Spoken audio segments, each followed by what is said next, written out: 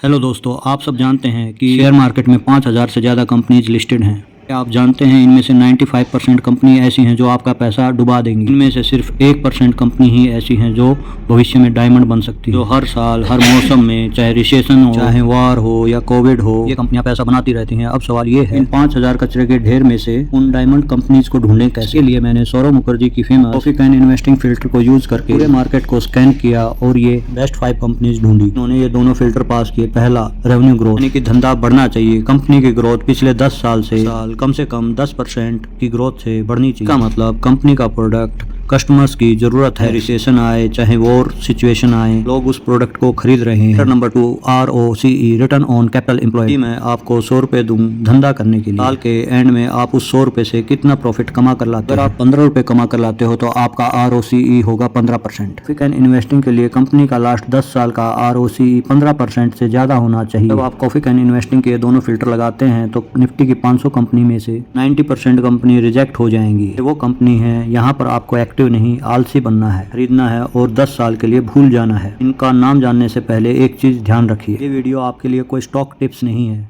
ये एक scientific study है। हम देखेंगे कि इन कंपनियों में ऐसा क्या खास है जो कि दूसरी कंपनियों में नहीं दिखाई देता। 1, द पेंट किंग। हमारी लिस्ट की पहली वो है जिसके पेंट के डिब्बे हर घर में मिल जाएंगे, जो पिछले 40 साल से कंपनी मार्केट लीडर बनी हुई है। इनका मार्केट शेयर 50% से भी ज्यादा है। मतलब कि यदि 100 लोग मार्केट में पेंट खरीदने जाते हैं तो उनमें से 50 लोग इस कंपनी का पेंट खरीदेंगे। किसी इन्वेस्टर ने 1990 में इस कंपनी में 10,000 रुपए लगाए होते तो आज वो लगभग 92 लाख रुपीज होते, कह सकते हैं लगभग 1 करोड़। मैं बात कर रहा हूँ एशियन पेंट की। जरा रुकिए, आप ये सोच रहे हैं कि यह तो एक बोरिंग कंपनी है, तो आप गलत हैं। एशियन पेंट असल में एक टेक्नोलॉजी कंपनी है जो पेंट बेचने का नाटक कर रही है। असल में इनका नेटवर्क इतना स्ट्रॉन्ग है, इंडिया के किसी छोटे गांव के दुकानदार पता भी नहीं होता कि कल कौन सा रंग बिकेगा, लेकिन एशियन पेंट के हेडक्वार्टर को पहले ही पता होता है। 1970 से उन्होंने डाटा कलेक्ट करना स्टार्ट किया था। उन्होंने देखा दिवाली से पहले नॉर्थ इंडिया में रेड बिकता है और पोंगल पर साउथ में येलो। उन्होंने हर डीलर, हर एरिया का डाटा रिकॉर्ड किया। आज एशियन पेंट के पास 50 साल का डाटा है, 70,000 से ज्यादा डीलर्स का नेटवर्क है और वो उन्हें डायरेक्टली सप्लाई करते हैं। इस नेटवर्क को तोड़ना नई कंपनी के लिए लगभग इम्पॉसिबल है, इसलिए इस कंपनी का मार्केट शेयर 50% से नीचे आता ही नहीं। जो कॉम्पिटिटर है बर्गर पेंट, उससे लगभग 4 गुना बड़ा है। कहते हैं मोनोपोली बिजनेस, यानी कि दबदबा। हम इसका बिजनेस डाटा देखें, कंपनी का ROCE पिछले 10 साल से 30% से ज्यादा है। याद है ना, हमें 15% चाहिए था, तो उससे डबल है। कंपनी की रेवेन्यू ग्रोथ लगभग 10 सालों से 10 से 12% CAGR से बढ़ी है। लेकिन दोस्तों, पिक्चर हमेशा अच्छी नहीं होती। अभी एशियन पेंट के सामने एक बड़ी चुनौती है। आदित्य बिरला ग्रुप ने बिरला ऑप्स के नाम से पेंट मार्केट में एंट्री ली है और वो हजारों करोड़ रुपए खर्च कर रहे हैं। इसीलिए पिछले कुछ समय से एशियन पेंट का स्टॉक थोड़ा स्लो हुआ है और अपने हाई से कुछ गिरा भी है। हिस्ट्री कहती है कि एशियन पेंट ने अपने कॉम्पिटिटर को लगभग हमेशा धूल चटाई है। कंपनी 2, द कंपाउंडर मशीन, हमारी दूसरी कंपनी इंडिया बैंकिंग सिस्टम का हाथी है। चाहे मार्केट गिरे या उठे, पिछले 25 सालों में एक स्टॉक ने यदि मिडिल क्लास को अमीर बनाया है तो उसका नाम है HDFC बैंक। यदि किसी ने इसके 1995 में IPO में 1 लाख रुपए लगाए होते तो वो आज 3 करोड़ रुपए बन चुके होते। बैंक का बिजनेस मॉडल बहुत ज्यादा सिंपल होता है। लोगों से पैसा लो यानी डिपॉजिट, लोगों को पैसा दो यानी कि लोन। बीच का डिफरेंस इनका प्रॉफिट होता है। लेकिन दोस्तों, HDFC बैंक में एक एडवांटेज है और वो है करंट अकाउंट। जब आप बैंक में सेविंग अकाउंट खोलते हैं, बैंक आपको इंटरेस्ट देता है 3 से 4% और करंट अकाउंट पर देता है 0%। HDFC बैंक के पास सबसे बड़ा कस्टमर बेस है करंट अकाउंट, मतलब कि इनके पास पैसे बहुत सस्ते में आते हैं। कि इनका पैसा सस्ता है, किसी कॉर्पोरेट को रेट पर लोन देकर भी एक अच्छा प्रॉफिट अर्न कर लेते हैं कि कॉम्पिटिटर वो रेट मैच कर ही नहीं पाते बिना लॉस खाए। और जब 2008 का क्रैश आया और 2013 में इंफ्रा क्राइसिस आया, विजय माल्या और नीरव मोदी जैसे कांड हुए, तो HDFC बैंक का नाम किसी भी स्कैम में नहीं आया, क्योंकि इसके लेजेंडरी लीडर आदित्य पुरी का रोल था। उन्होंने कहा कि हम उन चीजों में पैसा नहीं लगाएंगे जो हमें समझ में नहीं आती। उन्होंने इंफ्रास्ट्रक्चर और व्यक्तिगत प्रोजेक्ट्स को नो बोला। उन्होंने केवल रिटेल लोन जैसे पर्सनल लोन, कार लोन पर फोकस किया। बैंकिंग में लोन देना आसान है पर उसकी रिकवरी बहुत ही मुश्किल। कहते हैं NPA, non performing asset. HDFC bank का NPA हमेशा इंडस्ट्री में सबसे कम रहा है, इसीलिए यह कॉफी कैन इन्वेस्टिंग में फिट बैठता है, क्योंकि ये बैंक बर्बाद नहीं होगा, यह सेफ है। HDFC बैंक का ट्रैक रिकॉर्ड देखिए, पिछले 25 सालों में इसने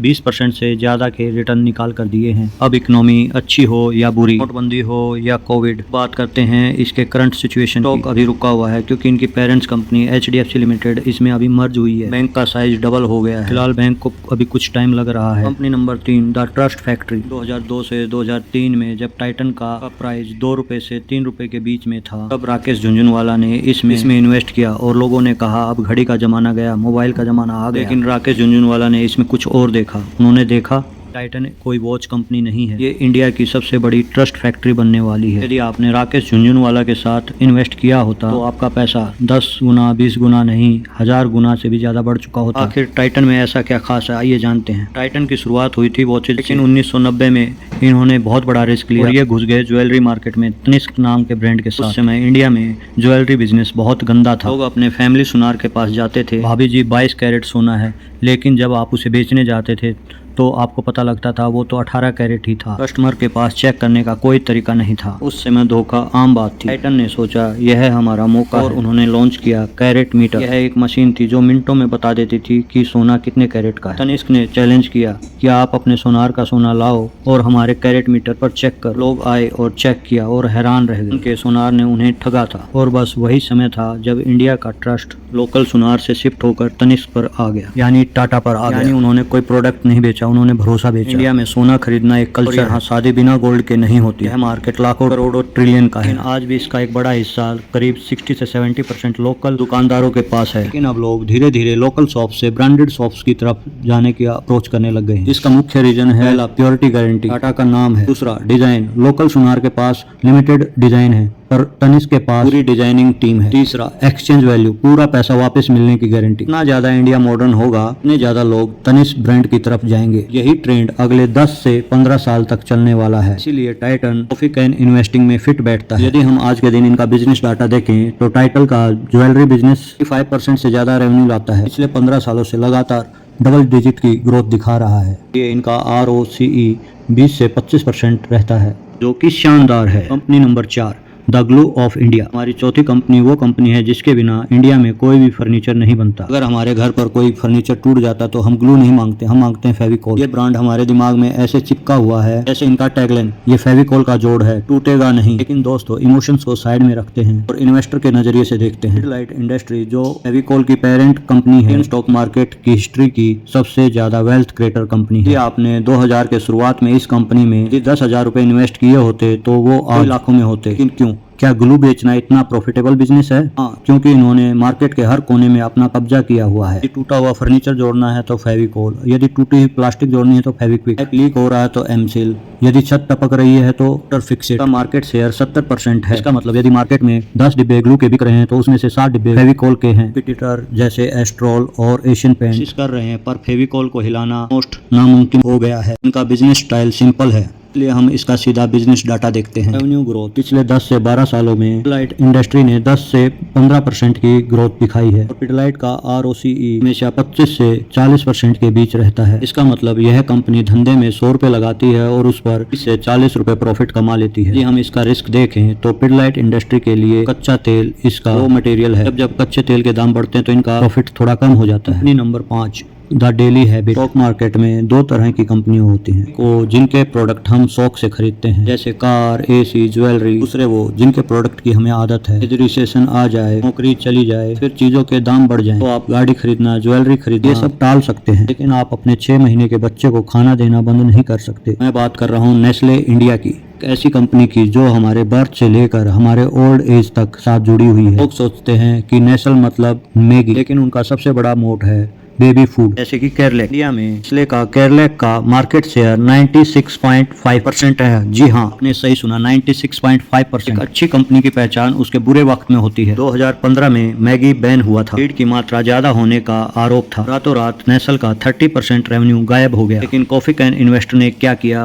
होल्ड किया, क्योंकि उन्हें पता था मैगी का टेस्ट लोगों की जुबान पर चिपका हुआ है। अंजलि और यप्पी उसे रिप्लेस नहीं कर पाएंगे। और वही हुआ, नेस्ल ने वापस एंट्री मार ली और आज उनका मार्केट शेयर वापस फिर से 60% है और शेयर मार्केट के इतिहास में ऑल टाइम हाई पर है। यदि हम बिजनेस डाटा देखें तो आप नेस्ल का ROCE सुनकर हिल जाएंगे। ROCE पिछले 10 सालों में 50 से 100% के बीच रहा है। इसका एक रीजन है यह कंपनी नेगेटिव वर्किंग कैपिटल पर काम करती है, यानी दुकानदार से पैसा पहले लेती है, रॉ मटेरियल वाले को पैसा बाद में देती है। इन्हें धंधा चलाने के लिए खुद का पैसा लगाना ही नहीं पड़ता। नेस्ल इंडिया स्टॉक मार्केट का गोलकीपर है। जब मार्केट गिरता है तो नेस्ल का स्टॉक बहुत कम गिरता है। रिसेशन हो या वॉर, लोग कॉफी पीना और मैगी खाना नहीं छोड़ते। अभी आपका दिल कर रहा होगा कि अभी जाकर ये पांचों खरीद लो, लेकिन रुकिए, यही गलती बिगिनर करता है। ये कंपनी ग्रेट है, पर क्या ये सस्ती हैं? और नहीं। प्रॉफिट एंड इन्वेस्टिंग में एक रिस्क होता है। इनका पीई रेशियो यानी प्राइस अर्निंग, यदि आपने इन्हें बहुत ज्यादा महंगे दाम पर खरीदा तो अगले 2 से 3 साल शायद आपको रिटर्न ना मिले। तो इसका सोल्यूशन क्या है? या तो आप मार्केट गिरने का वेट करें या फिर स्टॉक्स में SIP करें ताकि प्राइस